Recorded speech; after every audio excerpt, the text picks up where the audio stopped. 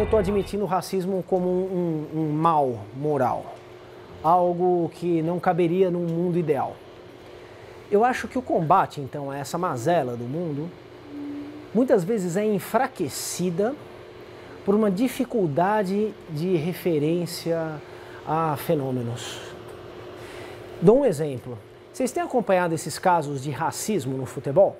Isso tem repercutido mundialmente, não é só no Brasil que acontece, mas na Espanha. Aí jogadores brasileiros que jogam na Espanha começaram uma campanha, né, enfim, de combate ao racismo.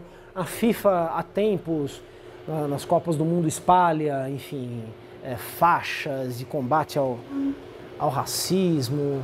O futebol é um espaço de manifestação de posturas racistas, não há nenhuma dúvida.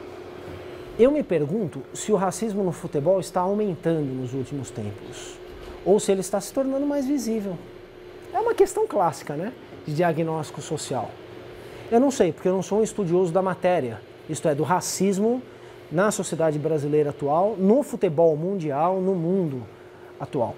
Apenas me questiono se há um aumento de casos ou se há um aumento de denúncias. Tendo a acreditar que há um aumento de denúncias, o que demonstra uma diminuição da tolerância em relação a algo que acontece há muito tempo. Ora, eu já frequentei mais estádios de futebol, né? Já fui bastante, assim, teve alguns anos da minha vida que eu ia direto, sabe? Toda semana, né? Me mandava pro joguinho de futebol aqui em São Paulo, né? Adorava, tal. Acho muito legal ainda em estádio. Eu sempre escutei referências racistas, sempre escutei. Não é novidade para mim. Mas a época em que eu frequentava semanalmente estádios de futebol, não era comum essas ofensas racistas reverberarem com tanta contundência na sociedade em geral. Isso não é um diagnóstico empírico sustentado por uma investigação regular, é apenas uma impressão. Mas eu sempre escutei isso no estádio de futebol. Aliás, até um caso paradoxal. Não sei se alguém se lembra, eu evito abusar um pouco, né, da minha, eu não diria cultura futebolística, mas eu diria da minha devoção futebolística, né? Eu evito abusar um pouco nos meus exemplos, mas às vezes isso se torna inevitável. Teve uns anos atrás em que o São Paulo Futebol Clube foi jogar na Argentina. Não sei se era Sul-Americana, é um desses campeonatos que sempre mudam de nome, né? E aí o negócio esquentou lá entre o jogador do São Paulo e o zagueirão argentino. E aí o zagueirão falou um monte pro jogador do São Paulo, tal, e o jogador se queixou e não sei o que lá. Aí no jogo de volta, que foi aqui em São Paulo, no estádio do Morumbi, a Secretaria da Segurança Pública do Governo do Estado armou uma cilada, né? Estavam lá na beira do campo os caras para prenderem o zagueiro argentino, caso ele falasse as mesmas baboseiras que ele tinha falado lá no jogo de ida. Alguém lembra desse caso, não? Caso Grafite, né? Vejam o nome do jogador denunciante. Grafite. O Grafite estava sendo vítima do racismo do jogador argentino. Tava mesmo, é verdade. Mas e quem botou esse apelido no cara, hein? Percebe? É um paradoxo nisso daí, né? O racista é sempre o outro, né? Não aquele que de alguma forma já acomodou o seu racismo ou que reproduz veladamente ou inconscientemente a discriminação racial, né? O estigma da cor e por aí vai. O futebol é um prato cheio para observação desses paradoxos. Desculpa, como você chama mesmo? Bruno, então eu não saberia diferenciar os dois fenômenos aos quais você se referiu, a injúria racial e racismo, né? Tendo a acreditar que aqueles que o fazem veem a injúria como, digamos, uma manifestação de caráter racista, passageira, efêmera. Não vou entrar nessa discussão, né?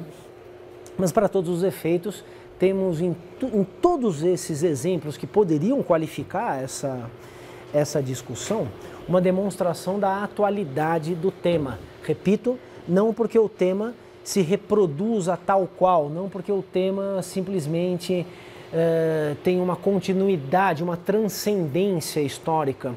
Nada resiste a 150, a 200, a 300 anos de história. Tudo nas sociedades muda, só que algumas coisas mudam mais, outras menos. Essa atualidade, então, ela é derivada de uma modificação do fenômeno inicial. Se nós não entendermos que não existe escravidão tal qual no Brasil, ou que pelo menos a imensa maioria dos casos que são entendidos como casos de escravidão não são escravidão no sentido referido pela maioria dos exemplos históricos, ou seja, se nós não diferenciarmos uma coisa da outra, a gente não vai entender o que é exploração do trabalho no mundo capitalista. Porque era diferente essa exploração aqui, que a gente está em espaços não capitalistas e tudo mais. A gente perde muita coisa nessa continuidade tal qual, suposta continuidade tal qual dos fenômenos históricos. Esse fenômeno, então, né, da racialização da sociedade num contexto não escravista, ele é obscurecido se nós pretendermos uma simples continuidade da escravidão no pós-abolição. É disso que a gente está falando. Ela vai e volta, né? Ela não é cíclica, ela sempre se modifica. Ela não é nem cíclica nem linear. Ela é sempre o resultado das tensões, dos vetores em atuação num contexto. Um contexto que faz o outro. Uma realidade se torna a outra, deixando de ser aquela realidade. Essas modificações, então, elas são uma constante. Lidar com essas modificações é o nosso desafio quando a gente quer pensar historicamente. Tudo bem? Tudo bem, pessoal? Sim? Muito bem. Por que houve, então, a escravidão africana na América Portuguesa? Não porque, evidentemente, o mercado exportador africano tenha imposto isso à América Portuguesa, mas por outros motivos. Essa foi uma questão candente da historiografia durante muito tempo. Eu trouxe aqui alguns autores para a gente ler, para nós chegarmos a alguma conclusão, né? Eu vou partir justamente do Gilberto Freire, né? Renegado para quem nunca leu, né? Quando você nunca lê um negócio, você diz que realmente ele é esquecido, né? É esquecido para quem nunca se lembrou do autor, né? Então, o Gilberto Freire, que é autor desse grande livro, em todos os sentidos, grande livro, de 1933, Casa Grande Senzala. Não é possível pensar o Brasil sem ler o Casa Grande Senzala, tudo bem, pessoal? É um livro absolutamente referencial nos estudos sobre o Brasil. É um livro inescapável. 1933. O Gilberto Freire, então, escreve, dentre outras coisas... Ah, já está aqui. Está querendo explicar, então, por que os portugueses passaram a investir em escravos negros, africanos, em detrimento de escravos indígenas. Diz o seguinte: as exigências do novo regime de trabalho, o agrário, ele está falando da América Portuguesa do século XVI. As exigências do novo regime de trabalho, o agrário, o índio não correspondeu, envolvendo-se numa tristeza de introvertido. Foi preciso substituí-lo pela energia moça, tesa, vigorosa do negro. Este um verdadeiro contraste com o selvagem americano, pela sua extroversão e vivacidade. Não que o português aqui tivesse deparado, em 1500, com uma raça de gente fraca e mole, incapaz de maior esforço que o de caçar passarinho com arco e flecha e atravessar a nado, lagoas e rios fundos. Os depoimentos dos primeiros cronistas são todos em sentido contrário. Se os índios, que tinham tão boa aparência, de acordo com as descrições europeias, fracassaram, uma vez incorporados ao sistema econômico do colonizador, é que foi para eles demasiado brusca a passagem do nomadismo à sedentariedade, da atividade esporádica à contínua. É que neles se alterou desastrosamente o metabolismo ao novo ritmo de vida econômica e de esforço físico. Nem o tal inhame, nem os tais frutos da terra bastariam agora à alimentação do selvagem, submetido ao trabalho escravo nas plantações de cana. O resultado foi evidenciar-se o índio, no labor agrícola, o trabalhador banzeiro e moleirão, que teve de ser substituído pelo negro. Este, vindo de um estádio de cultura superior ao do americano, corresponderia melhor às necessidades brasileiras de intenso e contínuo esforço físico. Esforço agrícola, sedentário, mas era outro homem, homem agrícola. E por aí segue, então, a interpretação do Gilberto Freire. Vejam, isso foi publicado em 1933. À época, Gilberto Freire representou nos estudos sociais uma grande ênfase nos aspectos culturais das sociedades, em detrimento dos aspectos biológicos. Gilberto Freire praticou uma antropologia menos biologizante do que se fazia à época. Introduziu de modo muito mais contundente do que vinha sendo manejado o fator cultural. No entanto, para nós, isso parece muito biologizante, não é? O que ele está dizendo? O índio estava menos predisposto, por sua compleição física, ao trabalho ao qual o negro se adequava melhor. Pronto. Essa é uma explicação de tipo biologizante, racializante. Há um estádio de cultura superior aqui, diz o Gilberto Freire. O negro está num estádio de cultura superior ao índio e o europeu está num estádio superior aos outros dois. Essa ideia, então, da miscigenação que forma a sociedade brasileira, e é uma ideia central no livro do Gilberto Freire, ideia, então, presente naquela notícia que eu li no começo da aula aqui, mas lá, então, com contornos positivos, uma miscigenação de modo, supostamente criada de modo consensual pelo relacionamento entre essas partes. Essa miscigenação aqui, ela é vista a partir de uma hierarquia, que é uma hierarquia central, então, à concepção de sociedade do Gilberto Freire. Grupos superiores, grupos inferiores. Estádios, que ele chama de cultura, superiores uns aos outros. Para nós, essa é uma concepção muito datada. Hoje em dia, ninguém está autorizado a tratar o estudo das sociedades nessas bases.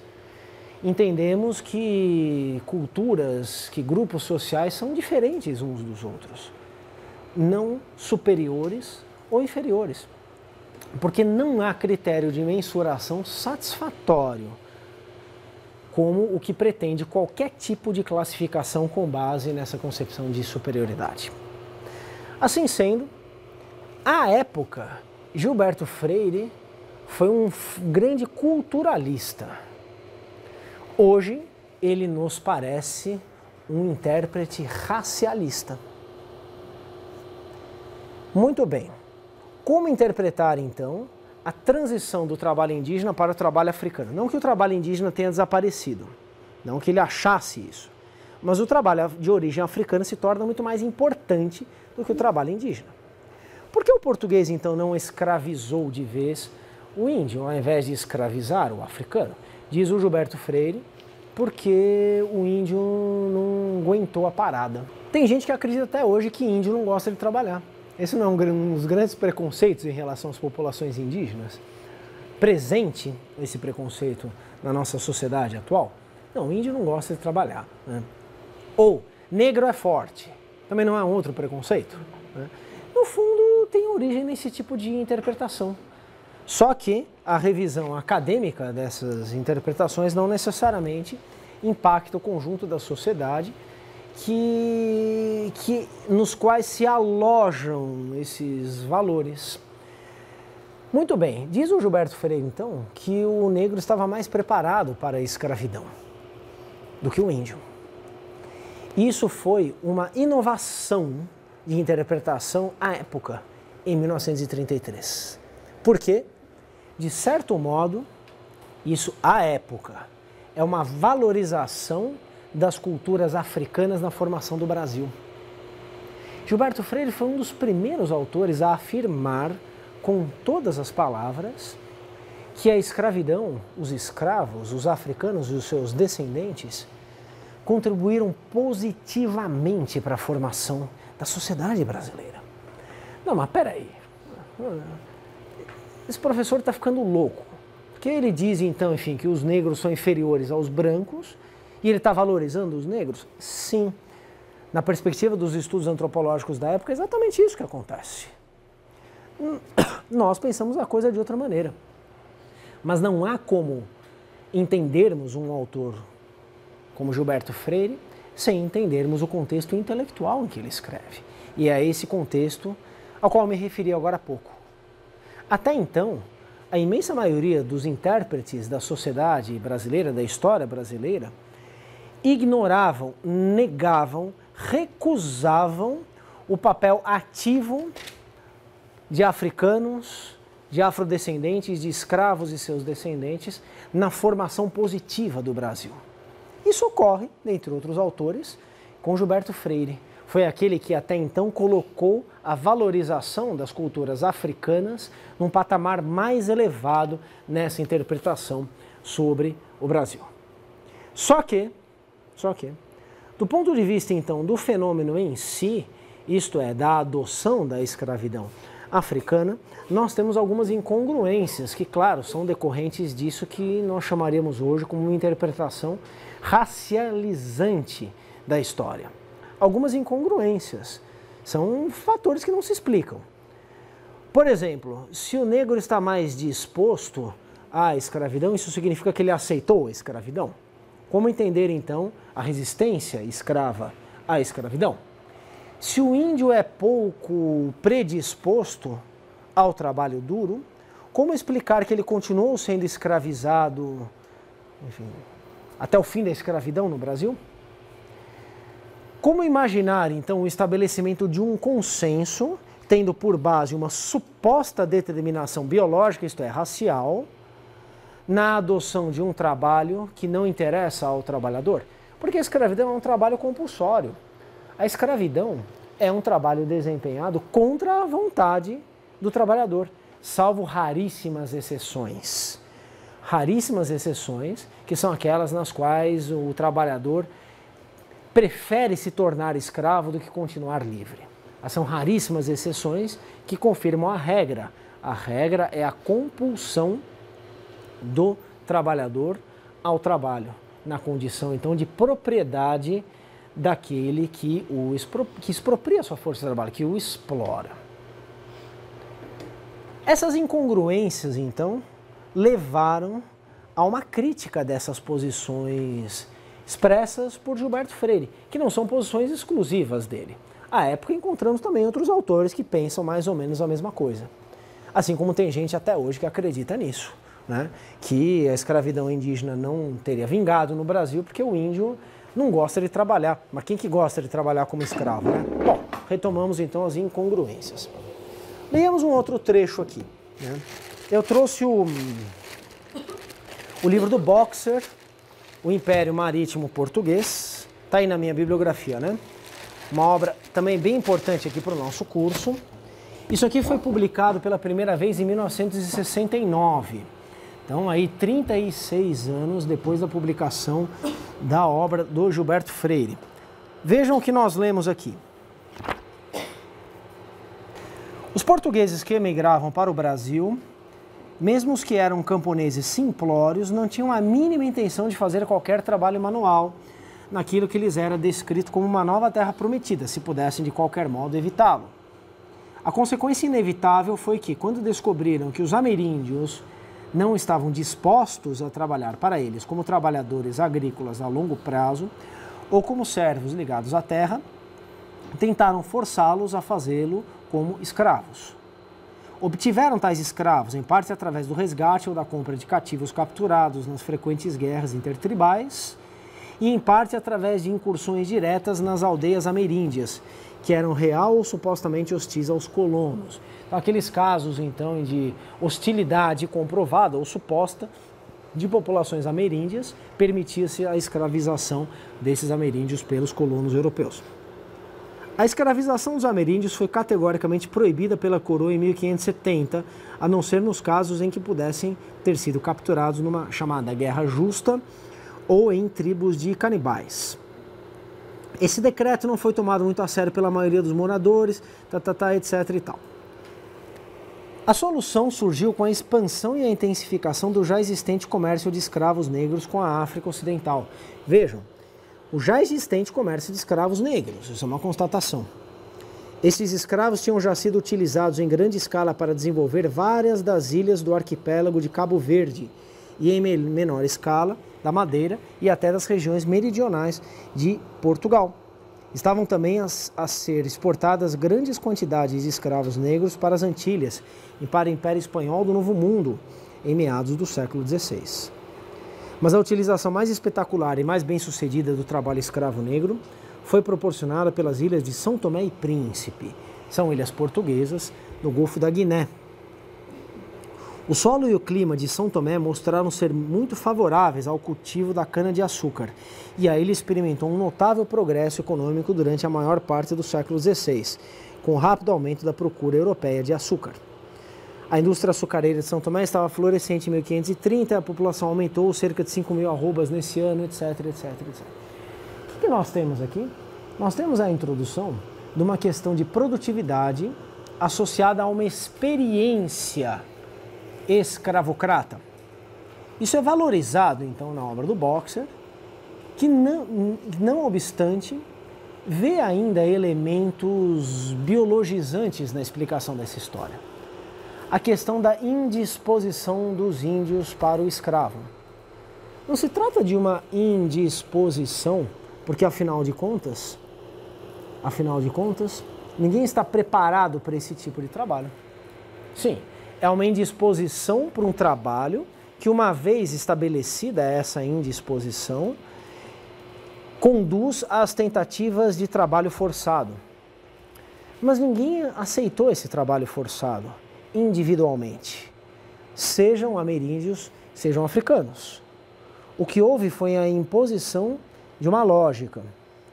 Essa lógica tem a ver, então, com o que ganha relevo aqui na interpretação do Boxer, que é a experiência portuguesa nas ilhas do Atlântico africano. A experiência deu certo, e é essa experiência, então, que será transplantada para a América.